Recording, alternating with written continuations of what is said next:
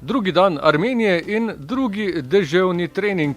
Tudi tokratni uradni trening na stadionu FC Urartuja je zaznamovala večerna ploha naliv, v katerem so Mariborčani opravili torej uradni trening pred tekmo, povratno tekmo, v kateri bodo skušali nadgraditi to, kar so storili pred enim tednom v Ljudskem vrtu. Med tistimi bolj izpostavljenimi na prvi tekmi je bil tudi nemški branilec Robert Voloder, ki je pozitivnih občutkov zaradi dobrega, uspešnega debija prišel v Erevan.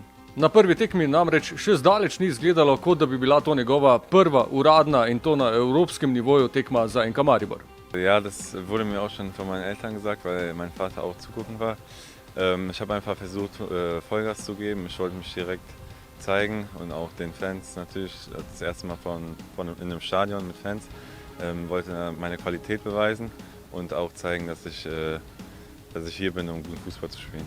Namesto visokih temperatur, torej ohladitev na vsakem večernem treningu, dobrodošlo spoznanje tudi zaradi koliko hladnejšega ozračja, ki omogoča veliko dinamiko, veliko tempa v tekmi in to veseli tudi trenerja Simona Rožmana. Ja, definitivno, malce presenečenje, kar se bo rekel vremenske napovedi tiče, ampak za nas ne spreminja, cilja ne spreminja, strategije, vemo, kaj nas čaka za eno zelo bom rekel, težko gostovanje, obeta se tudi dober obisk, kar mislim, da je zelo pozitivno v smislu nekega spektakla.